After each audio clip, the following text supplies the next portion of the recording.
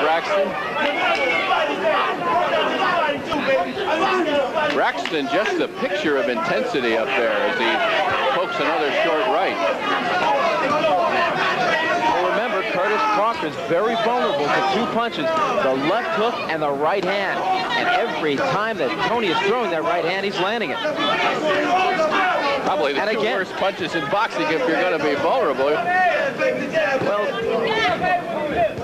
the upper, this from the outside, the uppercuts and so forth, but the basics, the hook in the right hand, Curtis Parker still can't get away from it. Parker getting hit now as he tries to find the opening, but while he's looking, he's getting peppered by Braxton. Braxton taking short pokes with that right hand, traveling 6, 7, 8 inches of short little chops. Suddenly a good fight is becoming a great fight here. 1 minute left in round 6.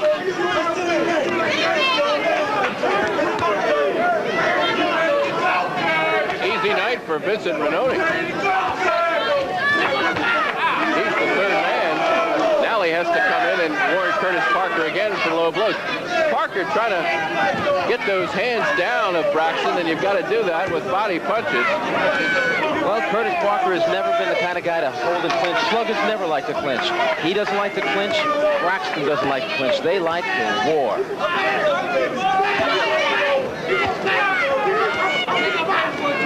Heads are dangerously close to one another here in round 6. I don't like what Curtis Parker's holding his left hand. He's got it down around his waist. Certainly not in a position to throw any kind of a hook. Also leaving himself open to that right hand that constantly finds his face.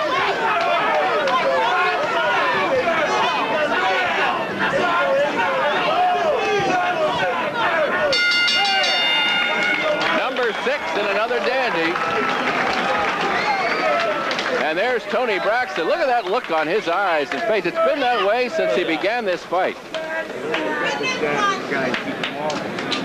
Tony Braxton began fighting at the Rawway Penitentiary in North Jersey. Had his first professional bouts there, including 2 with Frank Fletcher. Well, that's one place. James Scott is over there, and that's one place to really get in shape. You have not too much to do but get in shape. Action aplenty in this fight. And once again, they echo their past achievements. They just keep throwing and throwing and throwing. Every round echoes the one before it. There is no let-up by either man. We could pull out a videotape from any round and run it. The round's identical here. Head-to-head, toe-to-toe battling.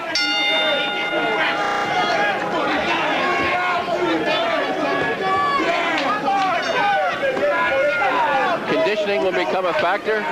So will the eyes and cheekbones of each fighter. And we're starting to see some swelling now. Parker has had some cut problems in the past. Not so much with Braxton. It's interesting here in New Jersey. I'd like to bring this to the fans' attention that for the first time, it just started last week. New Jersey is the only state that on the scorecards of the officials, they not only score the round now, but each round they have to put an explanation of why they gave a round to a certain fighter. More action, more punches, landed cleaner punches, better defense, but no other state does that.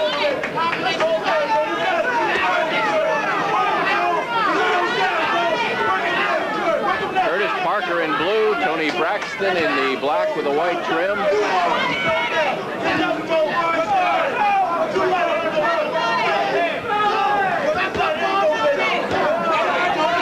Should you be watching in black and white, Parker strokes the thinner stripe.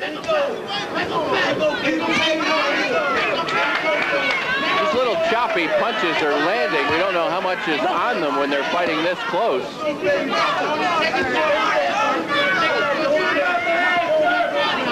I don't know why Curtis thinks he can get away with keeping that left hand down, but Tony Braxton is not missing him with a punch.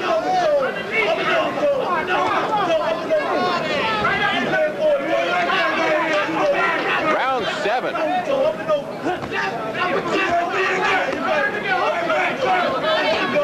And we may see this right through to round 10, and then there's going to be a dandy decision to be made by the ring officials. Tony Braxton has to be thinking to himself, my goodness, Curtis, what are you made out of? he's going to be saying is, hey, I'm going to round 8 and I got a shot at this fight.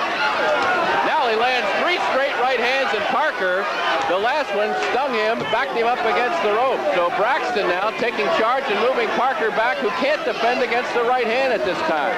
In the last minute of this fight, Tony Braxton has landed 2 hooks, I think, as hard as he could land them, and a right hand as hard as he could possibly land it. And there's Curtis still throwing punches. But Parker now might be in some trouble. He's got to start an offense of his own here. There's a right hand that knocks the mouthpiece from Braxton. And just as we said it, that's exactly what Parker did. He stung Braxton and the mouthpiece went flying. So both fighters, I think, landed their best shot here in round 7, and we're in the final seconds of it. That one was picked off by Braxton. What a round. Number 7. And we're going to be right back right after this.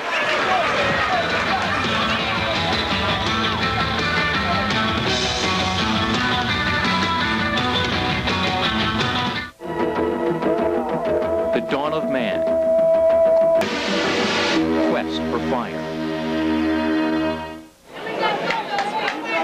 Here comes a cannon of a right hand by Curtis Parker, and the mouthpiece of Tony Braxton went flying into the first row press behind Jim and myself. Jim Barniak and Randy Gordon, happy to be bringing you this one. Randy of Ring Magazine, who keeps track of such things, made a little notation that that round 7 might rank right up there for round of the year in the category. Well, I have a little book back in my office in Manhattan. Round of the year, fight of the year, fighter of the year, comeback of the year, and so forth. And that round number 7, has to be a candidate for the round of the year. Tony Braxton scoring heavily early. Curtis Parker coming on with some bombs late. And what have these 2 guys got left here as we start round 8? You know, Jim, just because that Tony Braxton's mouthpiece went flying, I still think he won the round. Earlier in that round, he was landing some very hard right hands and left hooks. I thought he won the round. A tough, close battle as Braxton comes on with an overhand right. Curtis Parker just has not been able to defend against the right hand, or maybe he's not even choosing to. Somehow, I think the winner is going to be punished later this year by being thrown in with world middleweight champion Marvin Hagler, and believe me, that is punishment.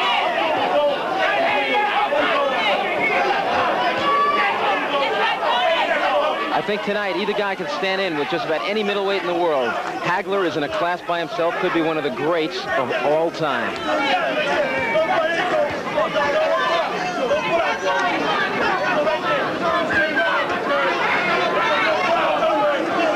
A fight with a Frank the Animal Fletcher wouldn't be any box of chocolates either, but that's a strong possibility the way these 2 guys are going. Curtis said he'd love to take that fight. Relentless is Curtis Parker, not letting up. He's hitting Braxton on the arms, on the belly, on the chin, everywhere he can land the leather. Parker coming back a little bit here. You saw him with a good right hand that slowed up Braxton. A little blood now starting to come from the nose of Tony Braxton. Oh, these guys have been at it like this all night long. But here comes Braxton knocking the mouthpiece away from Parker. So we're all even on the mouthpieces. And that's another right hand that scores by Braxton. And again, a left and a right. Holy mackerel.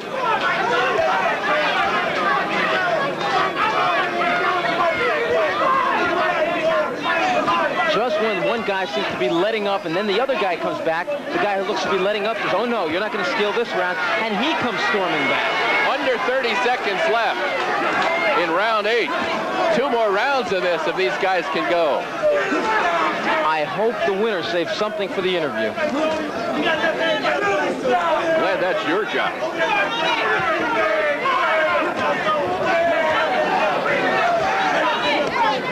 Lefts and rights. Well, those extra miles of road work, that extra sprint, that extra round of jumping rope will tell here tonight as we head towards the 10th round. Number 8 comes to a close. We follow Curtis Parker to his corner across the way. A little blood trickling from the nose of Tony Braxton. Let's listen in on Curtis Parker if we can. How you feel?